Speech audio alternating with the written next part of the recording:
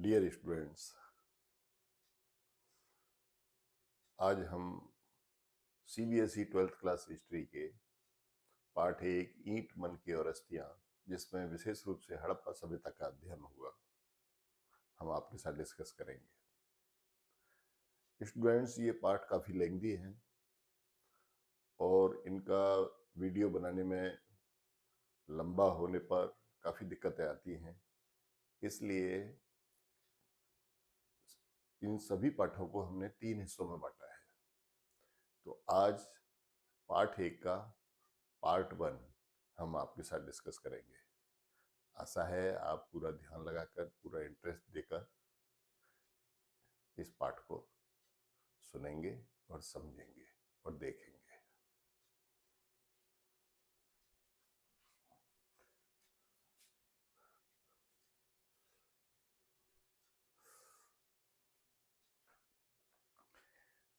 देखिए, ये पाठ पहला है, तो पहला पाठ होने की वजह से इतिहास के बारे में और भी जो ऐसी जानकारी हैं जो प्राय सिलेबस के साथ जुड़ी हुई कम होती हैं उनको, और लेकिन वो स्टूडेंट्स के लिए ज़रूरी होती है, इसलिए उन्हें हम आपके साथ डिस्कस करेंगे।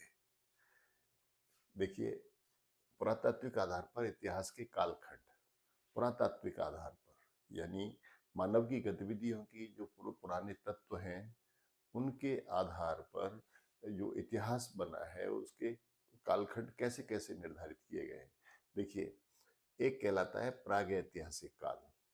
प्रागैतिहासिक काल का मतलब होता है प्री हिस्टोरिक पीरियड। इसका मतलब होता है कि जिसके साक्ष्य और प्रमाण उपलब्ध नहीं है, मानव की गतिविधियों के जिसके साक्ष्य या प्रमाण उपलब्ध नहीं है उसको प्री हिस्टोरिक पीरियड कहते हैं। और इसमें सभी पाषाण काल आते हैं, पुरापाषाण काल, मध्य पाषाण काल और नवपाषाण काल। तीनों पाषाण काल इस पीरियड में आते हैं। दूसरा है आद्य ऐतिहासिक काल यानी प्रोटो हिस्टोरिक पीरियड।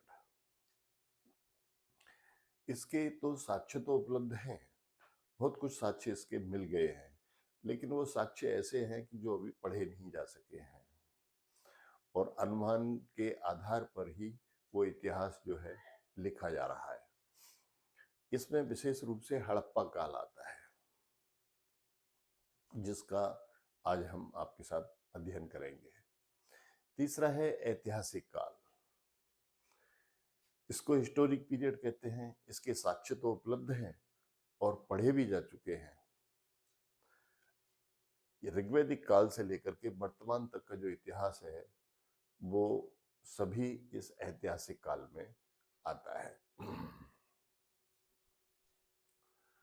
देखिए, अब ये आरंभिक भारतीय पुरातत्व के प्रमुख कालखंड है, इनको भी देखिए आप। समय कालखंड का और नाम कालखंड वर्तमान से 20 लाख वर्ष पूर्व से प्रारंभ हुआ था पुरापाषाण काल का।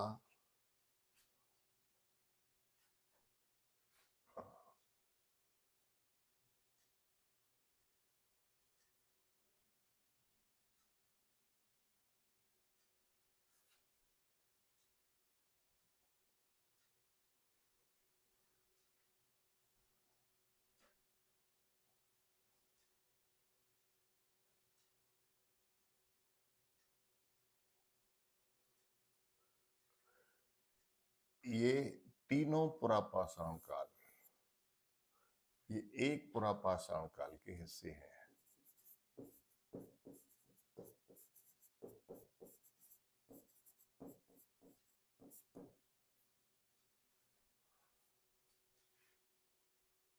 पुरापाषाण के निम्न पुरापाषाण, मध्य पुरापाषाण, उच्च पुरापाषाण। तो पुरापाषाण काल के देखिए आप, वर्तमान से 20 लाख वर्ष पूर्व, वर्तमान से 20 लाख वर्ष पूर्व निम्न पुरापाषाण प्रारंभ हुआ, ऐसा इतिहासकार मानते हैं। दूसरा, 20 लाख से लेकर के 80,000 वर्ष पूर्व तक ये जो है निम्न पुरापाषाण काल चला। अब 80,000 वर्ष पूर्व में प्रारंभ हुआ मध्य पुरापाषाण काल, और ये जो है 35,000 वर्ष तक, 35,000 वर्ष पूर्व तक, यानी 55,000 वर्ष तक ये मध्य पुरापाषाण काल चला। उसके बाद फिर आता है उच्च पुरापाषाण। ये उच्च पुरापाषाण 35,000 वर्ष से लेकर के और 12,000 वर्ष पूर्व तक चला। और इस तरह से पुरापाषाण काल जो है 20 लाख वर्ष पूर्व से लेकर के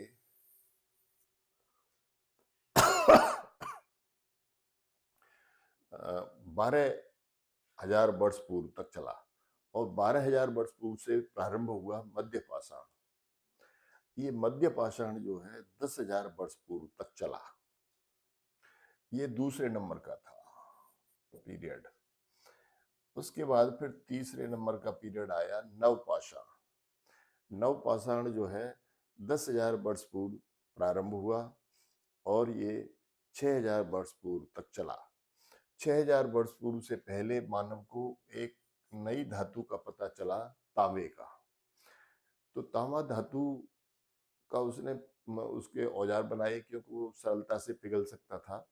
उसके औजार बनाए, हथियार बनाए, अपने उपयोग की वस्तुएं बनाई, और उनको पत्थर को भी प्रयोग करना जारी रखा और उसे भी जारी रखा। तो दोनों चीजों के प्रयोग के कारण इसको कहा गया ताम्रपाषाण काल। तो ये ताम्रपाषाण काल जो है 6,000 वर्ष पूर्व उस धरती पर प्रारंभ हुआ। उसके बाद में ये चला 2600 ईसा पूर्व तक, और 2600 ईसा पूर्व में एक नया युग आया, कांस्य युग।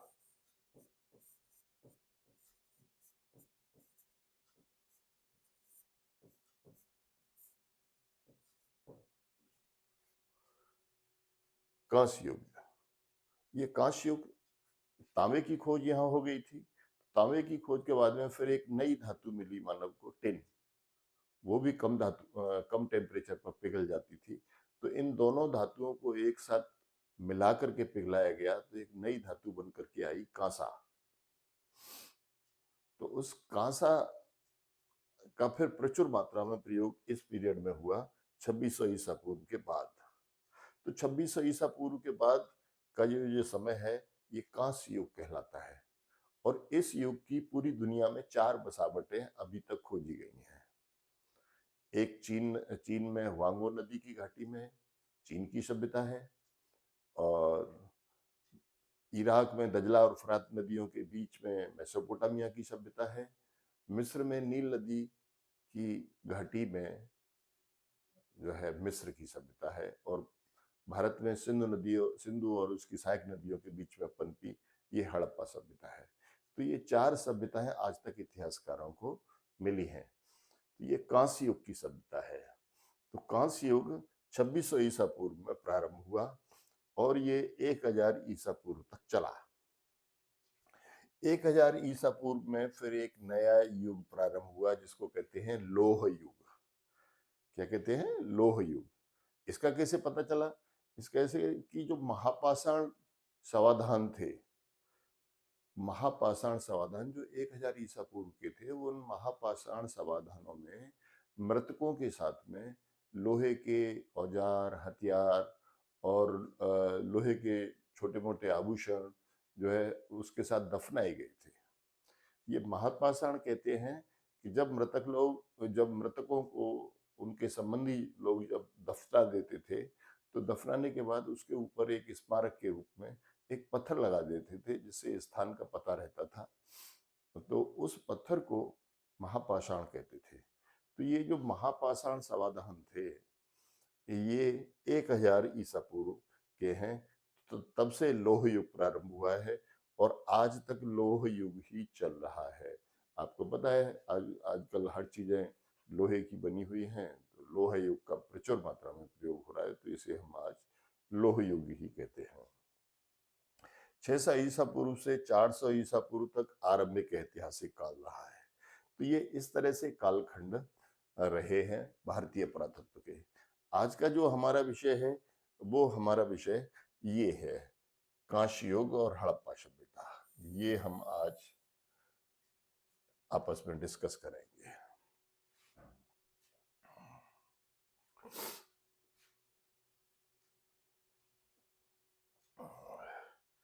देखिए, ये जो आपका जो पाठ है एनसीईआरटी की बुक्स का, उस पाठ का ये प्रत्यय है। प्रत्यय का मतलब होता है जैसे संविधान में प्रस्तावना होती है, कि प्रस्तावना में वो सब कुछ लिखा हुआ है शॉर्ट में, जिसके संविधान में व्याख्या की गई है, तो वही पाठ प्रत्यय है। पाठ प्रत्यय में भी वो सब चीजें हैं जो हम इस पाठ के अंदर डिस्कस करेंगे। देखिए, विशिष्ट पुरावस्तुएं यहाँ क्या क्या मिली हैं? जानवरों के चित्र मिले हैं और लिपि चिन्हों की मुहर मिली है। अपशिष्ट पुरावस्तुएं आवास, मृदभांड, आभूषण, औजार और मुहर मिली है। इस बसावट को सभ्यता क्यों कहा गया? क्योंकि यहाँ लिखने पढ़ने का ज्ञान था इन लोगों को। और आजकल के इतिहासकार तो इसको संस्कृति भी कहते हैं, क्योंकि संस्कृति के आवश्यक तत्व यहाँ पर मौजूद है। यहाँ एक विशिष्ट शैली मिली है जीवन जीने की। दूसरा, एक विशिष्ट भौगोलिक क्षेत्र है, वो हम अभी आपके साथ डिस्कस करेंगे। और एक विशिष्ट कालखंड है जिसमें रहने वाले विशिष्ट समाज के लोग हैं। तो ये संस्कृति के जो आवश्यक तत्व हैं, ये भी आजकल इतिहासकारों को यहाँ दिखाई दिए हैं, तो इसे हड़प्पा संस्कृति भी कहा गया है। बस्तियां बड़े आकार की कम थी, छोटे आकार की ज्यादा थी। बड़े आकार की बस्तियां कम थी, छोटे आकार की बस्तियां यहाँ पर ज्यादा मिली हैं। और जलाए और त्याग दिए जाने के संकेत ज्यादा मिले हैं, कि वो या तो उन्होंने अपने आवासों को आखिर में जला दिया था, या फिर वो उन्हें छोड़ करके चले गए थे। भोजन में पेड़ पौधे, जानवर, मछली, अनाज के दाने, गेहूं, जौ, दाल, सफेद चना, तिल, बाजरा, चावल, इसका अध्ययन करेंगे हम। पशुपालन में भेड़, बकरी, भैंस, सुअर, हिरण और घड़ियाल, मछली और पक्षियों की हड्डियां, इनके बारे में हमें जानकारी करेंगे। अब देखिए, जब यहाँ पे ये सब अनाज पैदा हो रहा है, तो यहाँ निश्चित रूप से कृषि भी अच्छी रही होगी। तो कृषि प्रौद्योगिकी वगैरह में मिट्टी के हल, जुते हुए खेत, कटाई के औजार, सिंचाई व्यवस्था, ये कृषि प्रौद्योगिकी थी। मोहनजोदड़ो एक नगर यहाँ खुदाई में निकला है। एक टीला था सिंध प्रांत में, उस टीले को वहां के लोग मृतकों का टीला कहते थे। उसी का नाम सिंधी भाषा में मोहनजोदड़ो था। तो उस टीले की खुदाई हुई, और उस टीले की खुदाई में जो नगर निकला, उसे मोहनजोदड़ो कहते हैं। तो ये एक नियोजित शहर था। निचला शहर और दुर्ग दो भागों में ये बटा हुआ था। यहाँ की जल निकास प्रणाली बड़ी अनोखी थी। नाली और सड़कें ग्रिड पैटर्न पर बनी हुई थी, यानी 90 डिग्री के कोण पर वो आपस में एक दूसरे को काटती थी। यहाँ का जो गृह स्थापत्य है वो आंगन केंद्रित है। एकांता, स्नानागार, सीढ़ियां, कुएं और दूसरी मंजिल जो है यहाँ के अपने जो निजी आवास हैं उनमें दिखाई गई हैं।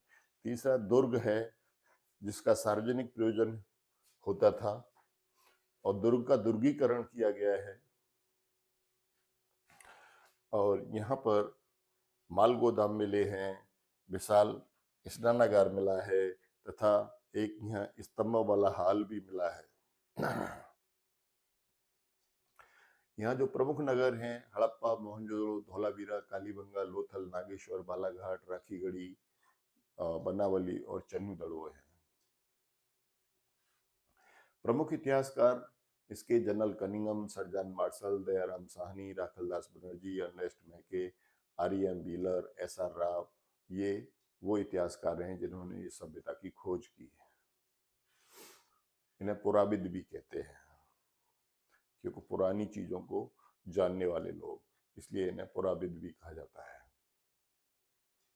सामाजिक भिन्नताओं का अवलोकन, यहाँ पे यहाँ का जो समाज था उसमें सामाजिक भिन्नताएं थी, उसका जब अवलोकन इतिहासकारों ने किया तो क्या क्या चीजें उसमें ढूंढी। समाधान बनावट में भिन्नता, कब्र में मृदभांड और आभूषणों का मिलना, मृत्युपरांत जीवन में विश्वास, सामान्य उपयोग और विलासिता की पुरावस्तुएं, इनके आधार पर सामाजिक भिन्नताओं का अवलोकन इतिहासकारों ने किया, जो हम अभी डिस्कस करेंगे। आगे, मोहरें।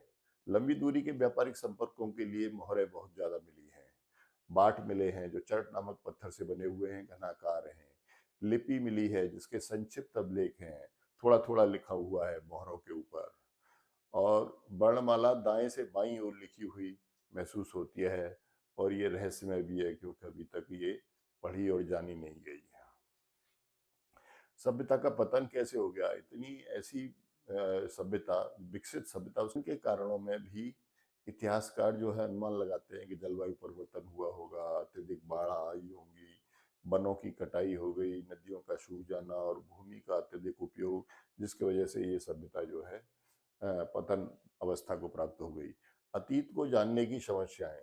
अब इतिहासकारों के सामने समस्या आती है कि कैसे, जब यहाँ की लिपि नहीं पढ़ी जा रही है तो यहाँ के अतीत को कैसे जाना जाए। तो उसके लिए वो खोजों का वर्गीकरण करते हैं विभिन्न तरीके से, वो हम आगे डिस्कस करेंगे। और खोजों के वर्गीकरण के साथ साथ वो फिर उनकी व्याख्या करते हैं, तब जाकर के अतीत की जानकारी इतिहासकार निकाल पाते हैं। और वो भी एक तरह का अनुमान ही होता है, जब तक वहाँ के कोई ऐसे लिखित साक्ष्य न पढ़े गए हों। अब देखिए, ये मानचित्र है। इस सभ्यता का विशिष्ट भौगोलिक क्षेत्र था, मैंने अभी आपको बताया था। देखिए, ये भारत का मानचित्र है, यहाँ से ये भारत का मानचित्र है पूरा, नॉर्थ इंडिया का। ये यहाँ पर गुजरात है, ये राजस्थान है, ये हरियाणा पंजाब है, ये उत्तर प्रदेश है, और ये पाकिस्तान का मानचित्र है। ये पाकिस्तान है पूरा। तो अब देखिए यहाँ पर कौन कौन से नगर जो आज तक खुदाई में निकले हैं वो हम आपको बताते हैं। उत्तर में सबसे ज्यादा उत्तर में जगह है मांडा, वो आप देख रहे हैं, ठीक।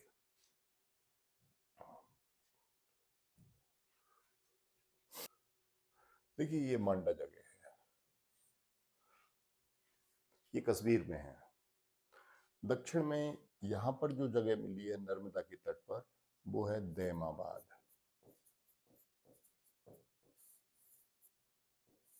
दैमाबाद। और पूरब में मेरठ के पास में गंगा के किनारे जो जगह मिली है वो है आलमगीरपुर। आलमगीरपुर।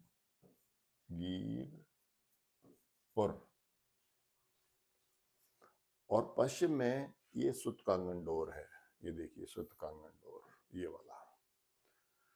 तो ये इसके उत्तर दक्षिण पूर्व पश्चिम के स्थान हैं। यहां तक ये सभ्यता फैली हुई है।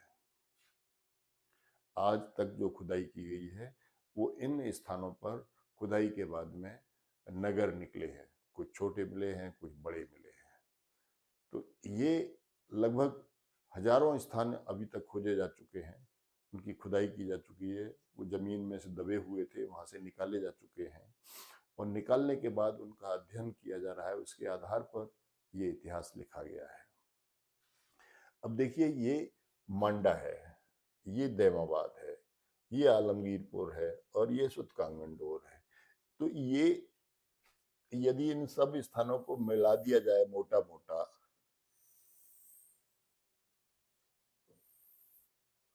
तो अब देखिए एक त्रिभुजाकार क्षेत्र बन जाता है।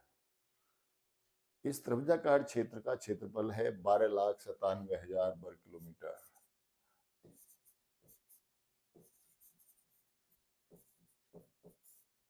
वर्ग किलोमीटर इसका क्षेत्रफल है, 12,97,000 वर्ग किलोमीटर। देखिए, आज वर्तमान में जो भारत है उसका क्षेत्रफल कितना है? 32.8 लाख वर्ग किलोमीटर। और सिंधु घाटी सभ्यता का कितना है? 12,97,000 वर्ग किलोमीटर। तो अनुमान करिए कि काफी बड़ा क्षेत्र ये रहा है।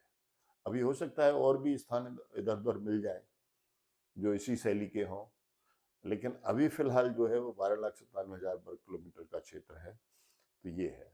अब देखिए, इसमें ये मोहनजोदड़ो है, ये आमरी है, ये बालाकोट है, ये नागेश्वर है, ये धौलावीरा है, ये रंगपुर है, ये लोथल है, ये कोट दीजी है, ये गवेरी वाला है, ये कालीबंगन है जो राजस्थान में है, ये बनावली है जो हरियाणा में है, ये राखीगढ़ी है ये भी हरियाणा में है, ये मिताथल है ये जो उत्तर प्रदेश में, आलमगीरपुर उत्तर प्रदेश में, मांडा कश्मीर में, तो ये हड़प्पा है पाकिस्तान में है, रावी नदी के तट पर, ठीक, और मोहनजोदड़ो सिंधु नदी के तट पर है। तो ये नगर जो है यहाँ पर हैं, मानचित्र में आपने देखा।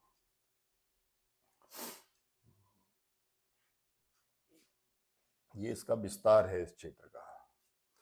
अब बात ये हड़प्पा सभ्यता की खोज कैसे हुई। जब ये नगर सभी जमीन के अंदर दबे हुए थे, यहाँ पर टीले बने हुए थे, तो इनकी इनकी खोज अचानक कैसे हुई।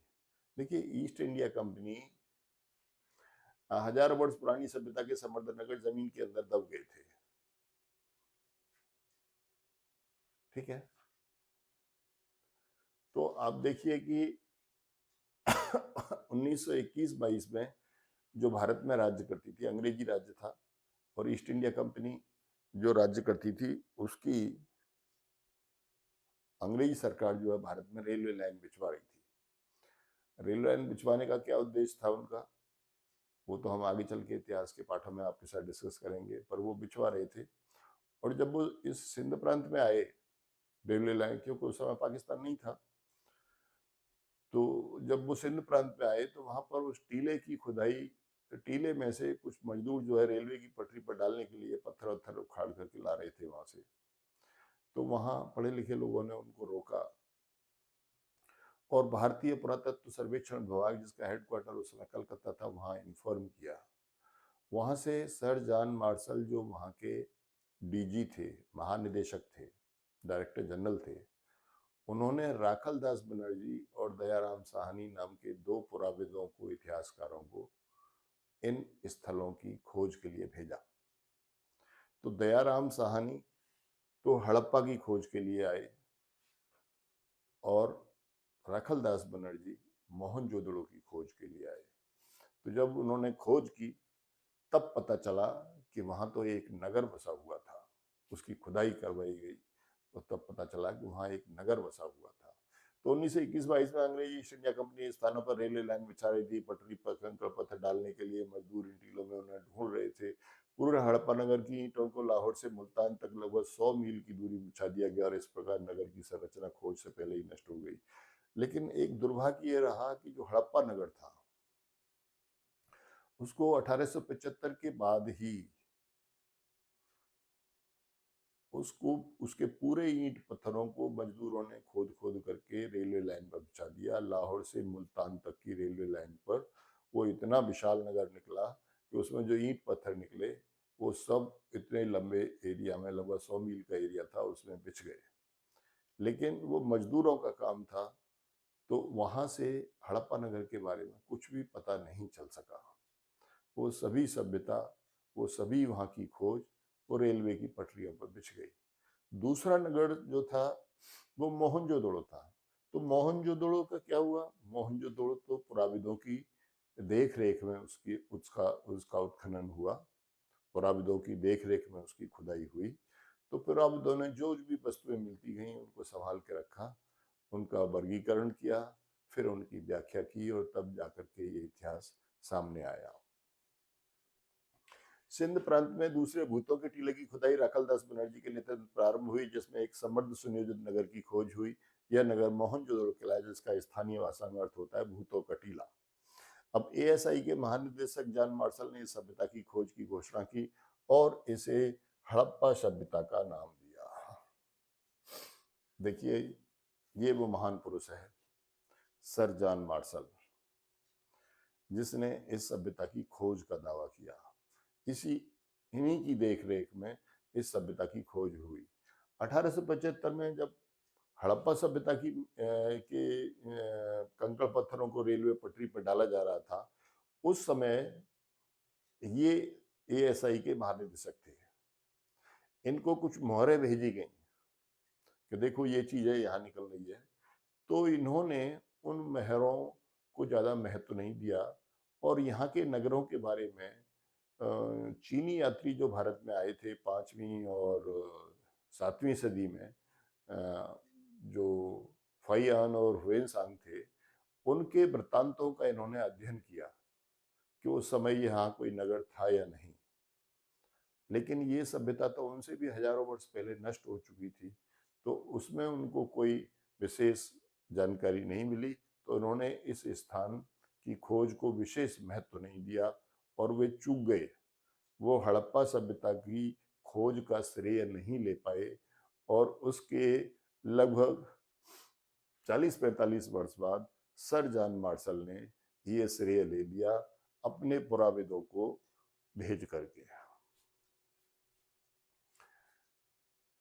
देखिए यहाँ पर विशिष्ट पुरावस्तुएं मिली हैं। तो वो विशिष्ट पुरावस्तुएं क्या क्या हैं? सेलकड़ी पत्थर से बनी हुई मोहरें मिली हैं। सेलखड़ी आप जानते हैं, जो खड़िया होती है व्हाइट वाली, उससे थोड़ी सी टफ होती है, वो थोड़ी सी मजबूत होती है, लेकिन मुलायम पत्थर होता है वो। ठीक है, तो सेलखड़ी पत्थर से बनी हुई मोहरें होती हैं, मिली हैं, जिसमें जानवरों के चित्र हैं। मोहरों के अंदर जानवरों के चित्र बने हैं और एक ऐसी लिपि के चिन्ह हैं जो अभी तक पढ़े ही नहीं जा चुके हैं। अन्य पुरावस्तुएं जो वहां पे मिली हैं, उनके क्या है, उन लोगों के आवास हैं। आवास मतलब उनके घर हैं जहाँ वो लोग रहते थे। उनके द्वारा प्रयोग किए जाने वाले मिट्टी के बर्तन हैं। मृद मीन्स मिट्टी, भांड मीन्स बर्तन, तो उनके मिट्टी के बर्तन हैं, मृद भांड। आभूषण हैं जिन्हें वो धारण करते थे, पहनते थे, और औजार हैं उनके द्वारा प्रयोग किए जाने वाले, और मोहरे हैं। तो इतनी चीजें वहां खुदाई में मिली हैं जिन्हें हम पुरावस्तु कहते हैं। पुरा मीन्स प्राचीन और वस्तु मीन्स चीज, पुरानी चीजें। अब देखिए वही बात आती है हड़प्पा संस्कृति। इस सभ्यता को हड़प्पा संस्कृति भी कहा जाता है, क्योंकि संस्कृति के सभी आवश्यक तत्व यहाँ एक विशिष्ट शैली है। अब देखिए ये एक विशिष्ट भौगोलिक क्षेत्र है और एक कालखंड है। तो ये जो विशिष्ट शैली है, ये विशिष्ट शैली देखिए कि 12,97,000 वर्ग किलोमीटर के क्षेत्र में मांडा से लेकर के देवाबाद तक और आलमगीरपुर से लेकर के सुत कांगनडोर तक, इस सभ्यता में सभी चीजों में बहुत समानता है। जैसे आवासों के निर्माण में समानता है, जैसे पानी के निकास की प्रणाली, उसमें समानता है, सड़कों का ग्रिड पैटर्न पर होना, उसमें समानता है, मापतोल की एक प्रणाली है, मोहरें एक जैसी हैं, ईंटों का अनुपात इस पूरे विशाल क्षेत्र में एक जैसा है जो 1:2:4 है। तो ये इन लोगों की जो शैली है, जो इन लोगों की जो जीने की जो शैली मिली है, वो एक जैसी मिली है और एक विशेष भौगोलिक क्षेत्र है। जैसे देखा आपने, कश्मीर के मांडा से लेकर के नर्मदा के तट तक, देवाबाद तक, और मेरठ के आलमगीरपुर से लेकर के सुत कांगनडोर तक, ये त्रिभुजाकार क्षेत्र लगभग 12,97,000 वर्ग किलोमीटर का है, जहां पर ये कभी एक साम्राज्य रहा होगा, कभी एक बड़ी सभ्यता यहाँ पर रही होगी। इन विशिष्ट पुरावस्तुओं में क्या क्या मिला है? मोहरें मिली हैं। मोहरों का प्रयोग प्राय वो अपनी पहचान के लिए व्यापार के समय पे करते थे। जब व्यापार की वस्तुएं की अदला बदली होती थी तो उस पर अपनी अपनी मोहर लगाई जाती थी। ठीक है, और मनके मिले हैं। मनके होते हैं जिनसे मिला करके मालाएं बनती हैं। तो मनके जो है बहुत ज्यादा सुंदर, हर तरीके के मनके यहाँ मिले हैं। ठीक है, कैसे मिले हैं वो आगे बताएंगे हम आपको। बाट मिले हैं तौलने के लिए, जो चर्ट नामक पत्थर के बाट हैं और घना आकार के हैं। पत्थर के फलक मिले हैं, ऐसा लगता है कि जैसे इनका फलकों का भी कृषि वगैरह अन्य कार्यों के लिए प्रयोग होता था। और पकी हुई ईंटें मिली हैं, कच्ची ईंटें भी मिली हैं और पकी हुई ईंटें भी मिली हैं, जो अफगानिस्तान से गुजरात तक, यानी अब देखिए अफगानिस्तान से लेकर के गुजरात तक एक ही प्रकार की हैं। इसलिए इस सभ्यता को संस्कृति भी कहा जाता है, क्योंकि एक लंबे चौड़े क्षेत्र में एक विशिष्ट शैली का जीवन मिला है, इसलिए इसे। अब देखिए ये दयाराम साहनी है। यूं तो हड़प्पा के सभी अवशेष ज्यादातर रेलवे पटरी पर बिछा दिए गए, लेकिन फिर भी जो कुछ वहां बचा उसकी खोज के लिए दयाराम साहनी को भेजा गया। ठीक है, वो ये दयाराम साहनी है, इन्होंने हड़प्पा की खोज की, जो भी वहां मिला। और ये राखलदास बनर्जी हैं, इनको एक भरा पूरा नगर दबा हुआ मिला और उन्होंने बहुत अच्छे तरीके से उसकी खोज की और उसके आधार पर इस सभ्यता की घोषणा की गई कि यहाँ एक सभ्यता थी। इस तरह से इतिहासकारों ने घोषणा की। देखिए, ये कुछ ऐसी वस्तुएं जो वहां मिली हैं। देखिए, अब मन के देखिए, ये मालाओं के मन के हैं। देखिए, विभिन्न आकार के हैं, विभिन्न तरीके के पत्थरों के, कीमती पत्थरों के बने हुए हैं। और देखने वाली सबसे बड़ी बात यह है कि कितनी शानदार पॉलिश इन पे की गई है। इस पॉलिश को देखने से पता चलता है कि आज से हजारों वर्ष पूर्व, लगभग 5300 वर्ष पूर्व, क्योंकि सभ्यता का प्रारंभ 3300 बीसीई से माना जाता है। 3300 बीसीई से इस सभ्यता का प्रारंभ माना जाता है। और अगला ये देखिए, ये बाट है, घनाकार है, चर्ट नामक पत्थर के बने हुए, और ये विभिन्न प्रकार के फलक मिले हैं। ठीक है,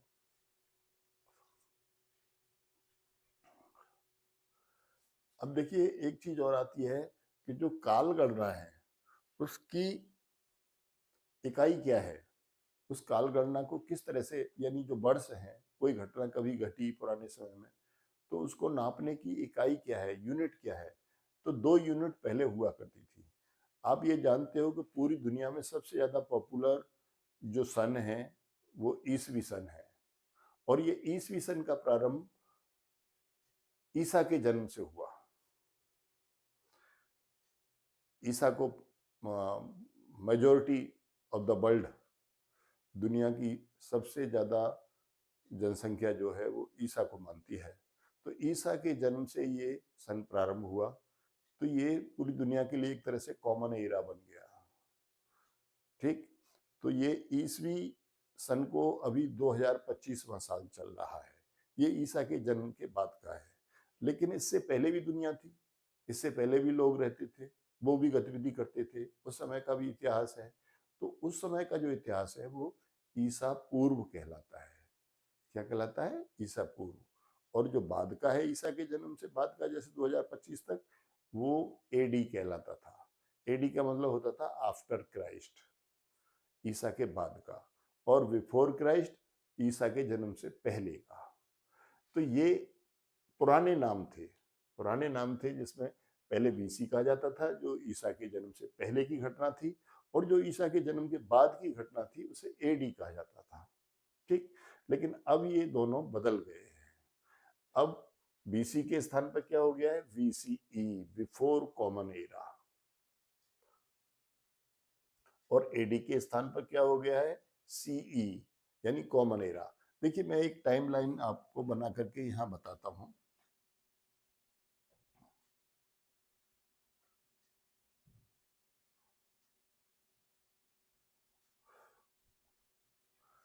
देखिए, ये एक टाइमलाइन है। यहां ईसा का जन्म मान लेते हैं।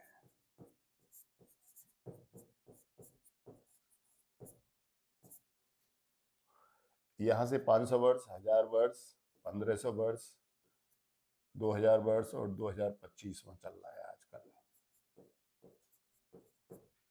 लेकिन यहां से 500 वर्ष पहले का, 1000 वर्ष, 1500 वर्ष, 2000 वर्ष, 2500 वर्ष, 3000 वर्ष, और 3300 वर्ष, यहां पर ये हड़प्पा सभ्यता का प्रारंभ माना जाता है। यहां से हड़प्पा सभ्यता से लेकर के, और ये यहाँ है 2600।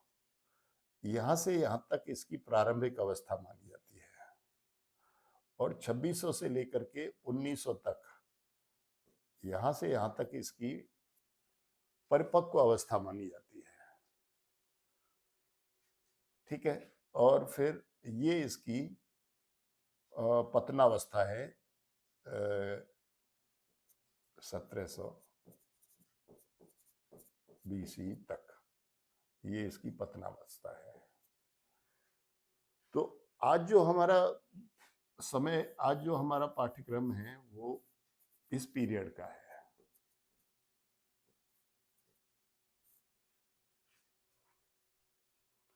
ये ईसा के जन्म का जो समय है इसको हम पहले कहते थे एडी और अब कहते हैं सीई। सीई का मतलब है कॉमन एरा, एडी का मतलब है एनो डोमिनी अर्थात आफ्टर क्राइस्ट, लेकिन अब उसे कहा जाता है सीई। और ईसा के जन्म के पहले के जो समय है उसे पहले कहते थे बीसी और अब कहते हैं उसे बीसीई। ठीक है,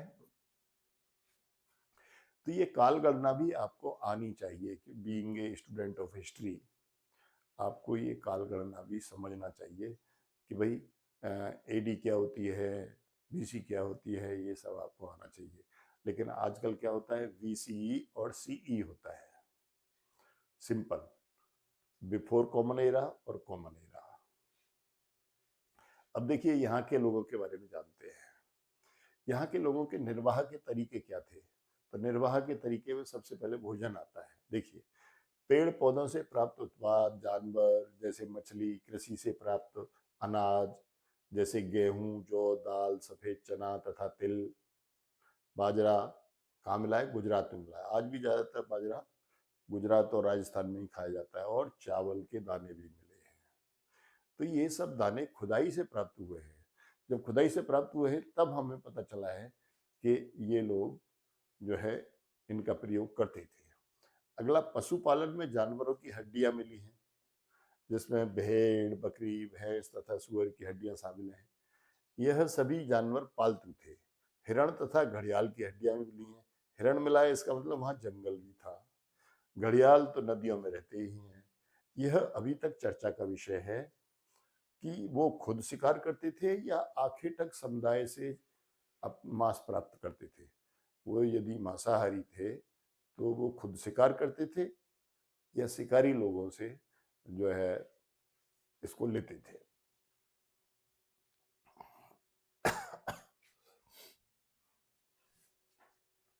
देखिए, यहाँ की कृषि प्रौद्योगिकी के बारे में देखते हैं। क्योंकि इतने सारे अनाज मिले हैं तो स्वाभाविक बात है इन लोगों की कृषि जो है ठीक ठाक रही होगी, समृद्ध रही होगी। तो उसकी क्या तकनीकी थी इनके पास में, क्या तकनीकी का ज्ञान हमें हुआ है? तो देखिए, मिट्टी की मूर्तियों में बैलों का मिलना, ये एक बैल है, उसकी मूर्ति मिली है ये। तो इस तरह की बहुत सारी मूर्तियां बच्चों के खिलौनों के रूप में मिट्टी की बनी हुई मिली है, तो जो बताती है कि बैल यहाँ पर बहुतायत में प्रयोग किए जाते थे। ठीक है, और बैलों का और उपयोग क्या हो सकता है? पशु शक्ति के रूप में ही उनका प्रयोग किया जाता था। दूसरा, चोलिस्तान और बनावली में मिट्टी से बने हल मिले हैं। चोलिस्तान वो स्थान है जो राजस्थान के रेगिस्तान से लगा हुआ पाकिस्तान का भाग है। चोलिस्तान उस स्थान को कहते हैं जो राजस्थान के मरुस्थल यानी रेगिस्तान से लगा हुआ पाकिस्तान का जो भाग है उसे चोलिस्तान कहते हैं। तो वहाँ चोलिस्तान में भी और हरियाणा के बनावली में, इन दोनों जगहों पर मिट्टी के खिलौने के हल मिले हैं। बच्चे जो है, बच्चों जिन खिलौनों से खेलते हैं उसके मिट्टी के बने हुए हल मिले हैं। ठीक है। दूसरा, कालीबंगा। कालीबंगा राजस्थान में है। कहाँ है? राजस्थान में। इसमें क्या है? कालीबंगा में जुते हुए खेत मिले हैं, और जुते हुए खेत की खासियत क्या है कि उसको आड़ा और तिरछा दोनों तरह से जोता गया है। ठीक है, पहले उसकी एक तरफ से जुताई की गई है, फिर दूसरी तरफ से। तो ऐसा लगता है कि पहले एक जुताई करके एक फसल बोई गई, फिर दूसरी तरफ से जुताई करके दूसरी फसल बोई गई। ऐसा आजकल हमारे देश के किसान करते हैं।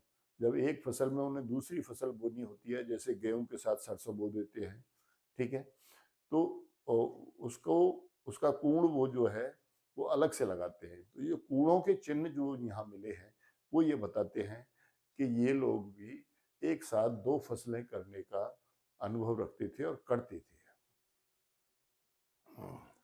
कटाई के औजार, फसलों की कटाई के औजारों के संबंध में पुरातत्वविदों के लिए ये शंकाप्रद है। जैसे अभी आपने देखा फलक मिले थे, तो कटाई के जो इनके औजार थे कृषि के, वो पुरातत्वविद मानते हैं कि वो पत्थर के थे या धातुओं के थे। तो इसमें अभी शंका बनी हुई है कि वो कटाई के औजारों के रूप में पत्थर के फलकों को लकड़ी के उसमें हैंडल में बांध करके प्रयोग करते थे, या धातु के औजार बना करके उनको प्रयोग करते थे। तो ये अभी शंका का विषय है। अगली बात आती है सिंचाई व्यवस्था, क्योंकि जहाँ कृषि हो वहाँ सिंचाई तो आवश्यक अंग है। तो सिंचाई व्यवस्था के भी यहाँ प्रमाण मिले हैं, क्योंकि ये एक ऐसा अर्धशुष्क क्षेत्र है जहाँ पर बगैर सिंचाई के फसल नहीं उगाई जा सकती थी। तो यहाँ पर ये अर्धशुष्क क्षेत्र होने की वजह से यहाँ सिंचाई व्यवस्था भी जरूर रही होगी। तो यहाँ क्या हुआ है कि अफगानिस्तान में सोरतुगही नामक स्थान पर नहरों के अवशेष मिले हैं। अफगानिस्तान में एक स्थल है सोरतुगही, वहां पर नहरों के अवशेष मिले हैं। ठीक है, पंजाब और सिंध में भी ऐसी नहरें जरूर रही होंगी, क्योंकि यहाँ तो बहुत सारी नदियां बहती हैं। अफगानिस्तान में उतनी नदियां भी नहीं है, तो यहाँ इतनी नदियां बहती, तो यहाँ की नहरों के अवशेष नहीं मिले, क्योंकि इतिहासकार ऐसा मानते हैं कि वो गाद से भर गई होंगी, नहरें जो है गाद से भर गई होंगी, इसलिए उनके अवशेष नहीं मिले। लेकिन मोहनजोदड़ो नगर की जब खुदाई हुई है तो उसमें बहुत सारे कुएं मिले हैं, लगभग 700 कुएं मिले हैं।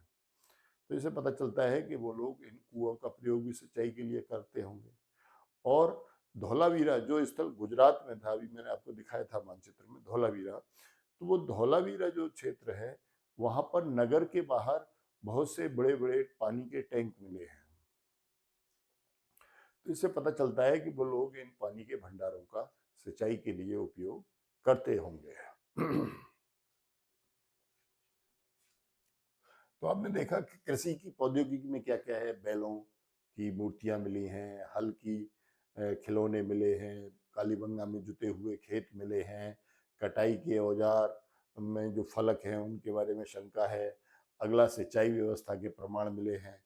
ठीक है, सिंचाई व्यवस्था में अफगानिस्तान में सोरतुगही, और दूसरा पंजाब हरियाणा की नहरें गाद से भर गई, और मोहनजोदड़ो के कुएं और धौलावीरा के टैंक, ये जो है सिंचाई के लिए प्रयोग होते थे।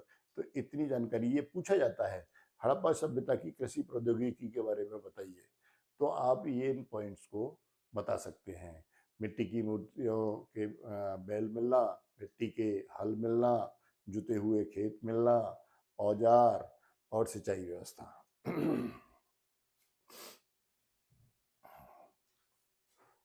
अगला देखिए, पुरावस्तुओं की पहचान कैसे की जाती थी।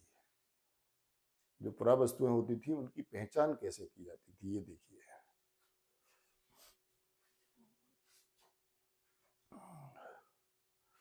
पुरावस्था है, तो यहाँ पर दो तरह की मोहरें विशेष रूप से मिली हैं। ठीक है, दो तरह के जो चक्कियां मिली हैं। एक चक्की ऐसी है जिसके एक भाग को नीचे मिट्टी में जमा दिया गया है, और ऊपर के भाग को गोल गोल घुमा करके आटा पीसा जाता था। ठीक है, जैसा आजकल ग्रामीण इलाकों में हमारे घरों में भी होता है। दूसरी एक पीसने के लिए जो मिली है, वो एक बड़े पत्थर पर एक छोटे पत्थर को आगे पीछे चला करके उससे पीसा जाता था, जैसे जैसे आजकल सिलवट्टा होता है। तो इस तरह का भी मिला है। तो ये सिलवट्टा, दोनों चीजें यहाँ पर मिली हैं। अब सिलवट्टे वाली बात जो है, जब ये मिला तो वहां पे जो मजदूर उत्खनन कर रहे थे, उन्होंने वो एक सिलवट्टा अपने सब्जी के मसाले पीसने के लिए ले लिया। उससे वो अपनी सब्जी बनाने से पहले मसाले पीसते थे। तो सब्जी में मसालों से क्या बनाया जाता है, सालन बनाया जाता है, तरी बनाई जाती है। तो वो सालन बनाने के कारण उस पत्थर का, उस सिलवट्टे के पत्थर का नाम ही सालन पत्थर पड़ गया। तो अक्सर करके जब ये वाइवा वगैरह होता है तो उसमें इतिहासकार, उसमें जो वाइवा वाले जो एग्जामिनर आते हैं वो पूछते हैं कि सिलवट्टा कौन से पत्थर का बना हुआ था। सिलवट्टा तो बलुई पत्थर का ही बना हुआ था, बलुआ पत्थर का, लेकिन उसका नाम क्या हो गया, सालन पत्थर। वो मजदूरों ने उसका नाम सालन पत्थर रख दिया। तो इस तरीके से पुरावस्तुओं की पहचान कैसे की जाती थी, ये जो है एक चर्चा का विषय है। ये देखिए, ये सिलवट्टा मिला है।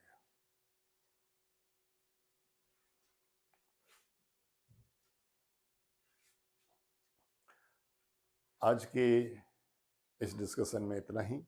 जय हिंद, राष्ट्र प्रथम।